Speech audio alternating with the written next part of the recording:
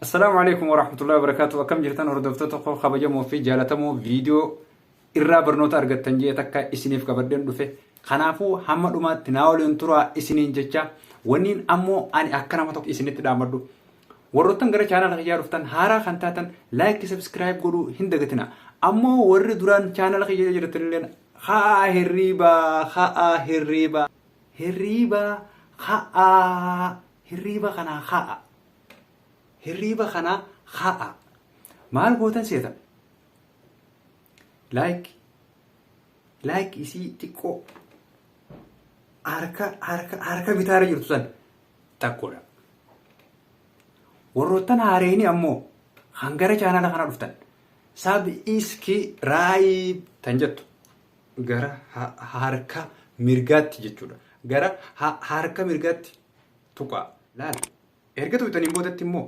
mallattoo isii gubbaa bilbila all notification jette afaan ingiliffaatti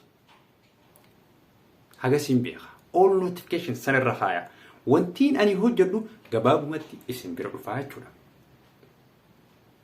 akkasi laayikis nutti qusatinaa koomentiidhaas uumfete jalatti nu barreessa kanaaf hamma dhuma viidiyootti naa waliin tura.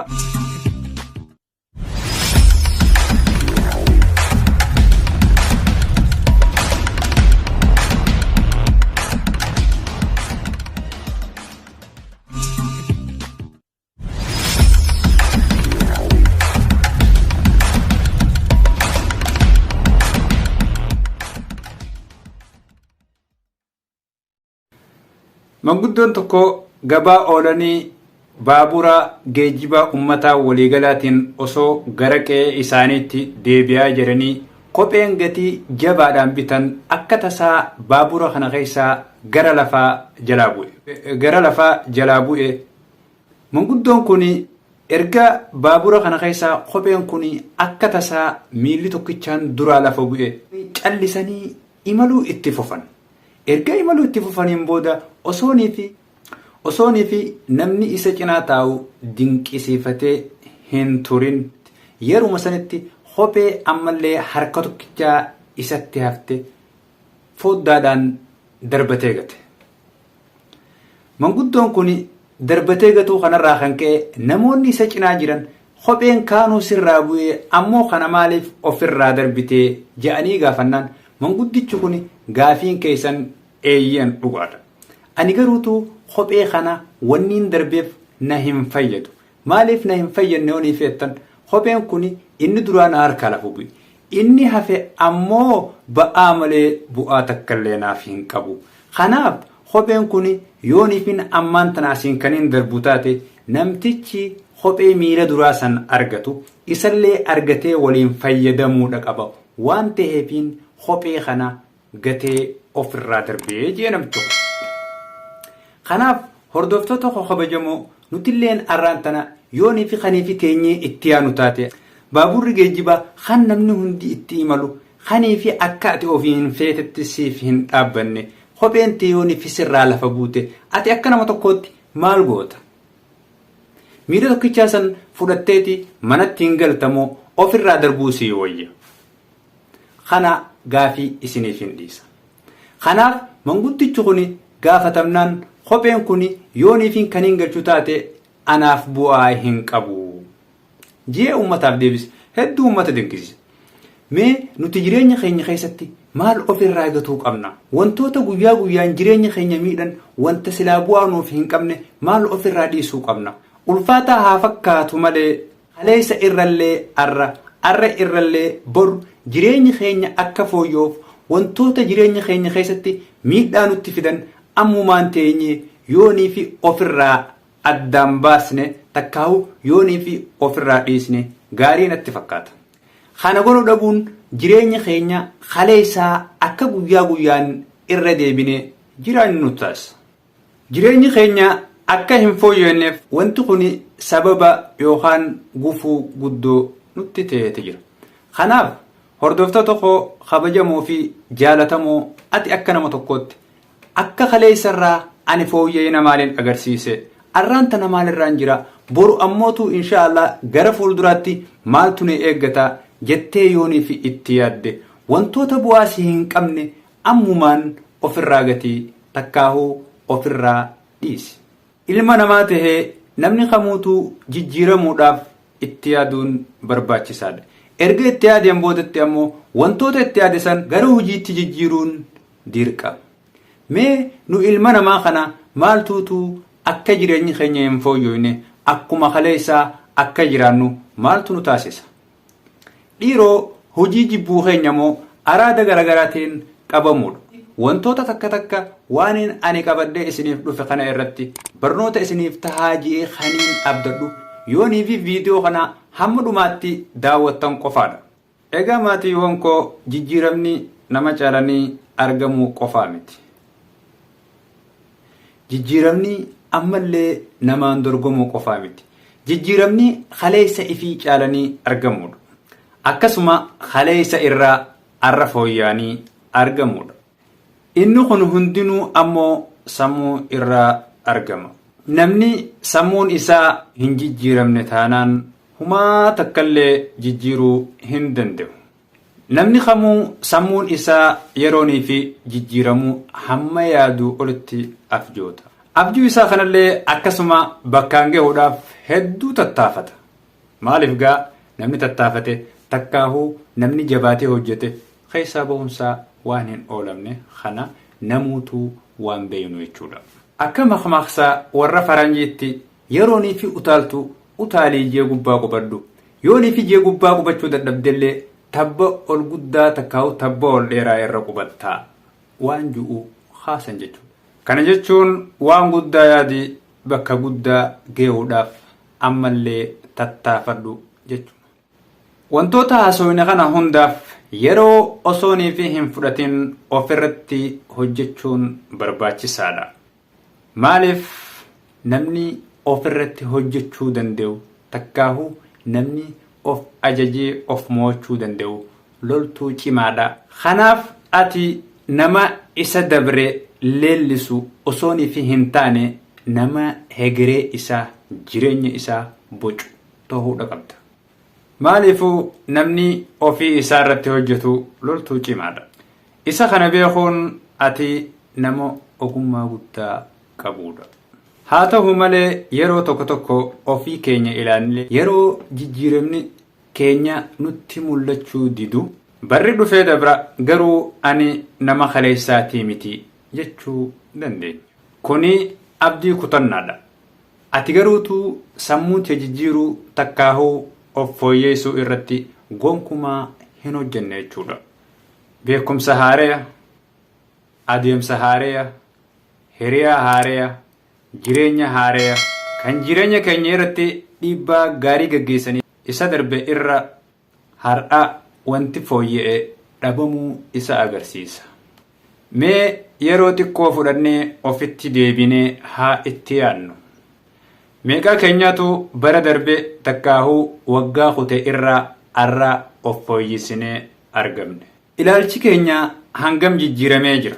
Tarii amala araadaa yookaan suusii kan qabaannu yoo ta'e hagam takka waan kanarraa if fooyyessinee jirra yookaan ofirraa dhiisnee jirra. Galii qabnu isa waggaa dabre irra isa har'aan tanaa hagam takka qusannee jirra. Hagam takka takkaa'uu haayyannee lafaa qabna. Ilaalcha kanaan dura qabnu hagam fooyyessinee jirra. Walitti dhufeenyi namaa waliin qabnu, walitti dhufeenyi hiriyaa keenyaa waliin qabnu, walitti dhufeenyi mana keessatti maatii keenyaa waliin qabnu hagam takka jijjiirame, hagam takka fooyya'ee jira. Inni kun kan nama biraatii waliin wal dorgomsiisnu osoonii fi hin taane inni kan ofii keenyaaf keessatti dhaabbannee if laalluudha. Namoota caalanii argamuun homaa miti. Inni guddaa fi inni jalqaba of fooyyeessanii argamuudha. Haala amma duraa caalaa akka of fooyyeessinee argamuu dandeenyuuf ofirratti hojjechuudha.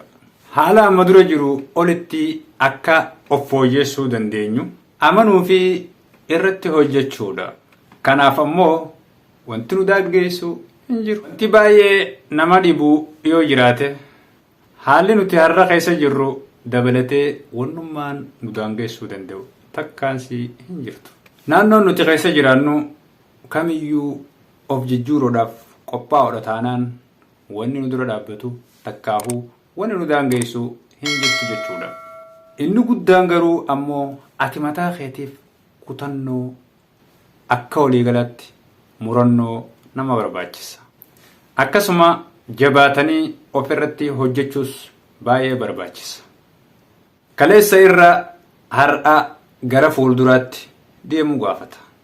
Isa kanaaf ammoo hanga danda'ametti bakka jirru akkasuma bakka nutti tola jennee yaadnu tarii bakka jirru gaariillee yoonii fi ta'e isa caalaa gaarii ta'eef takkaahuu isa irra tolaa ta'eef of qopheessuun baay'ee barbaachisaadha. Maaliif bakki ati har'aan tana jirtu yoonii fi gaarii taatellee isa kana caalu takkaahuu isa kanarra gaarii gara takkaahuu tarkaanfii fuulduraatti deemuudha qabdaa jechuudha. Inni guddaan garuu biyya addunyaa tana irratti jijjiirama dhuunfaa keenyaa nama biraan nuuf fidennee nama irratti eeguun gonkumaa waan hin taane. Namni jireenya keenya jijjiiruu danda'u nu mataa keenya qofa akka taate ofitti himuun barbaachisaadha. Murtiin nuti qabnu mataa keenya irratti jireenya keenya keessatti baay'ee barbaachisaadha. Kana irratti murtiin mataa keetii yeroo tokko tokko kan sin gammachiifne ta'ullee irra hedduu ammoo kan si boonsuudha. Jireenyi nuti har'aan tana jiraannu firii murtii teenya tan kaleessaati. Sababni bor firii gaarii yoo barbaadde har'aan tana waan gaarii murteessuu takkaahu murtii gaarii qabaachuun sirraa barbaachisaadha jechuudha. Bor firii gaarii takkaahu jireenya gaarii yoo neefi barbaanne guyyaa har'aan tana murtii bareedduu ammumaan lafa kaayachuun baay'ee barbaachisaadha. Jijjiiramni kun ammallee kan galgala tokkotti biqilee yookaan daraaree ija godhatu tahuu dhabuu mala. Ati ammoo nama abdii kutu tahuu hin qabdu gonkumaa jireenya kee keessatti. Eegaa jijjiiramnis ta'ee jijjiiramuun waan gaarii kanaan dura qabnu irratti gaarii biraa dabalu takkaawu argata kaleessa qabnu irratti argata biraa argachuudha. Jijjiiramni kee kanaan beekamaa jechuudha. Jijjiirama fiduudhaaf dursanii of jijjiiruudha.